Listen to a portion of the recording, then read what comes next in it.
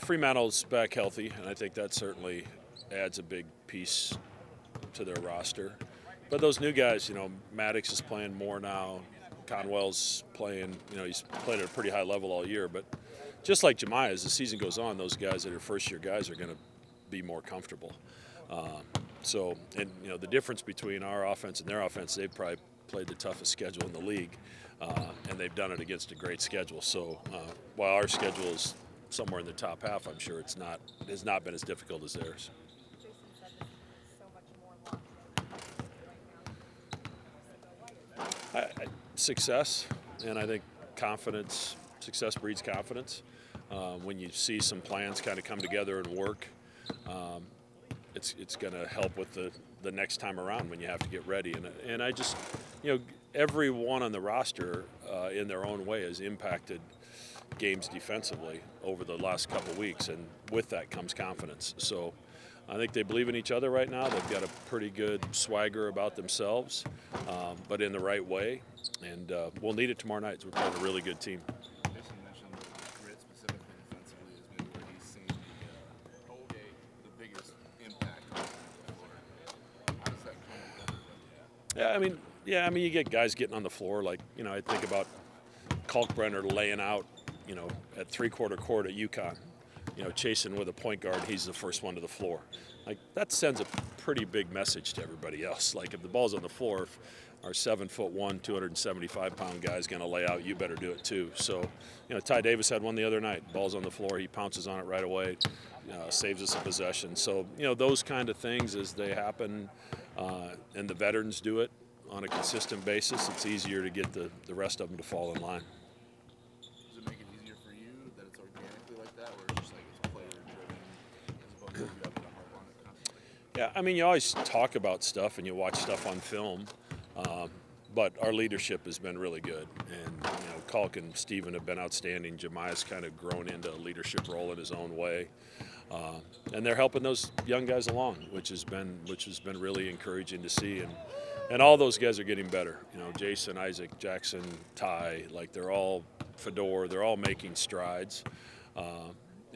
Mason, we still got to get shooting the basketball, but he's doing everything else better than he's ever done in any time in his career. Was that the biggest week that Fedor's had in terms of his development, just with how many minutes he was able to play? Yeah, it was good for him. And, we're seeing some of the things that we've seen in games in practice on a more consistent basis. I thought yesterday was one of his best practices of the year, and he wasn't feeling the best. So, if he can keep stacking those days, he's made so much progress defensively since the first of the year.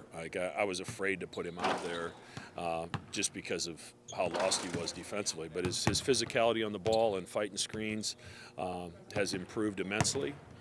So hopefully he can just continue down with that same trajectory. What kind of challenges does Xavier present offensively with their balance? Their transition is as good as we've seen. They're going to come at you in waves, whether it's a made shot, missed shot, turnover, they're attacking, and they're not stopping until you stop them. It's not like they're going to get to the three-point line and see that things are kind of put together and back it out. They're going to try to put their head on the rim. So, and they've got shooters, flanking both wings, and, Swain can take it off the glass and lead the break, and so you can get cross-match some. But that's almost 25% of their offense, and they get about close to that from the free throw line. So those are two areas of the game. If we expect to be successful, we're going to have to take care of it. Xavier will be an NCAA tournament team. You look at the schedule they played and what they have left, and how talented they are. If the eye test is important, that team I've been watching the last few days is not only a team that should be in the NCAA tournament, they'll win games in the NCAA tournament. Speaking of tourney teams and all that, I know it's not even February, but with the winning streak, do you keep an eye on that? I think you just see how you improve. It doesn't really matter that much. I think the quality of your wins is really important, and then making sure you don't have bad losses. And we've been able to avoid that for the most part. So February is a big month. We got one left here in January that's really important. And starting with this game, we've got a very difficult stretch with some of the teams we're playing and where we're playing them. So This is an important week for us. I hope our fans understand how important tomorrow night is. This place needs to be electric tomorrow night because this is it's going to be a heck of a game. Do you emphasize it to the guys, or do they just know that when they step on the floor here, this is the impact? What you're in line for in terms of the Big East title, and that's what you're going to like. Yeah, I mean, they understand you have to protect your home floor, and it's not easy to do in this league because of the quality of the league, and it's there haven't been a ton of wins on the road against quality teams in this league because places like this and Xavier and UConn and Marquette, Butler, like they're hard places to play. They pack the arenas, their crowds are into it, and we just have to make sure on a weeknight that ours is a very difficult place to play tomorrow night. I know conference season is the advance. It's everywhere. Shorten your bench a little bit. There's been some improvements from some of your bench contributors. Do you feel like in the weeks ahead that you can rely on those guys? You won't have to rely on your big 30 as much? Yeah, we have relied on them. Fedor's playing more. Ty's gotten out there a little bit. We've kind of continued with the rotation with Jackson and Isaac and Jason and Mason. And, Fedor could steal a few of those minutes here and there, and maybe, we can give Jemiah a few breaks here and there. So, I've been pleased with the development of our bench. And, young guys are going to get better as the season goes on. And they've, Ty's made great strides. Fedor's made great strides. That's why they're playing a little bit more. Back on that note, what's the key to maybe not any one person in particular, but just players generally speaking to earn your trust to get those minutes? What's a key to do that? Just, stacking days. They understand by now the expectations of our program, my expectations in terms of here's what we're going to do defensively, here's what you're going to hold you accountable to. And then every position's a little bit different on the offensive end in terms of what the expectation is. Ty's coming in to run the team, and Fedor, we're going to run him off some screens, but he's going to be involved in some decision-making situations where he's going to have to decide: is it a shot for me? Is it a bounce pass or a lob to Kalk, or is it a throwback for a three? Like all those things he has to read, and he's gotten better at that. So, it's and it's ongoing, and it's certainly based in large part on how you practice. And Fedor didn't practice great leading up to UConn, so I didn't have a real warm, fuzzy feeling about putting him in that game because against the pressure in practice, he didn't do too well. He's practiced really well leading up to DePaul and Seton Hall, so he's played more.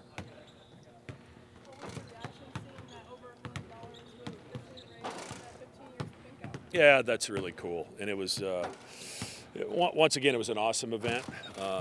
It's a powerful event, I think, and I think it sends the message that we want to send, that cancer's not going away, and we have to continue to try to raise funds to find a cure, but also the need for early detection in the fight against cancer, and hopefully that message was sent loud and clear on Saturday, and people are making appointments this week. Anything else? Favorite book? Jesus. If you're a reader. I don't read much during the season. Okay. That's a tough one. That is a tough one. What is it? Was it Sundays with Maury? Is that the name of the book by a guy from Detroit? Album, huh? Tuesdays with Maury, right? Tuesdays with Maury. That was it. It's been a while, but that was a good one. I'll give it a read. You should. I think the value is that, like, no matter what role we have on a given night, everybody's going to do it to the best of their ability. Like Coach Mack always preaches, be a star in your role. And I feel like all of us have kind of taken that to heart, especially recently. Like, we have a lot of guys playing in similar positions, and some of them aren't getting as much minutes, or some of them are getting a lot of minutes. But, it just depends on the night. But nobody's complaining. Everybody's just doing what they got to do in order to make the team better.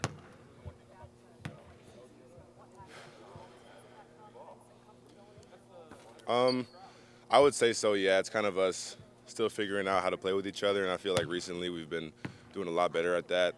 And also our defense has been getting a lot better slowly but surely, and we're still on the rise to get to where we want to be, but recently it's been getting a lot better. You mentioned some of those guys that maybe aren't seeing as many minutes. That was kind of a role you were seeing last year and then turned it on towards the end of the year.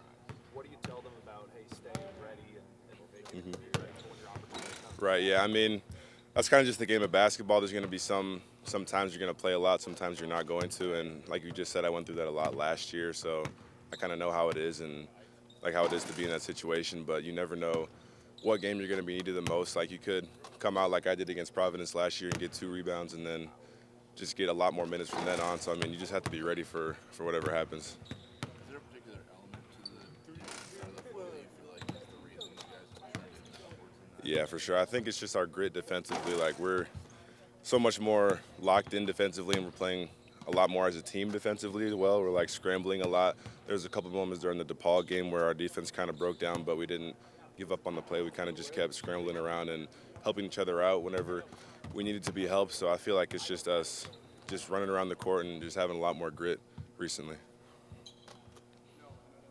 Isaac's missed 1 shot in his last 3 home games, had a big one at UConn as well.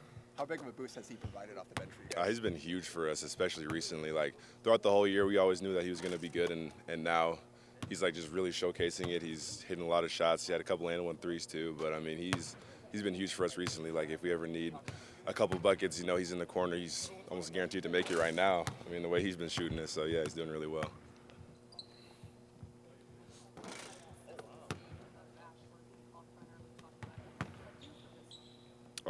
Can you say that one more time? Oh, just having them on the court. I mean, they're definitely like the best players I could ask, or the best teammates I could ask for, especially as leaders. Like Ryan's been here for a long time. Steven's only been here for a few years, but he's being a star in his role. Like he's helping everybody out with whatever they need help with. And I mean, it's always good to have a 7'1" guy in the paint if your man ever blows past you. But I mean, it's always good to have some older guys that you can fall back on whenever you need some help. Xavier's really been turning it on lately. What have you seen from them? The biggest thing that we've seen from them is just their pace, especially in transition. So we've been working a lot on just kind of stopping the ball, holding hands, like getting back defensively. And I feel like that's going to be our biggest thing is stopping them in transition. And if we can do that, we'll be in a pretty good spot. Talk about being comfortable in your roles. He obviously not taking a lot of shots with the group that you're starting there with. But it seems like once or twice a game you're finding a way to get a post bucket or knock down a Right, shot. yeah. How have you continued to kind of find your role offensively with this group? So I feel like it's a little bit similar to last year where I'm still doing all the little things I have to do, whether it's rebounding, getting on the floor, or getting some steals. But I mean, I'm not going to go hunting shots because I know we have guys on our team that do that or that are here to do that. But I'm more of a guy that I'm going to take the opportunities when they come to me, but I'm not going to go out of my way to take a shot that might not be the best shot in that situation. Yep. Thank you, guys.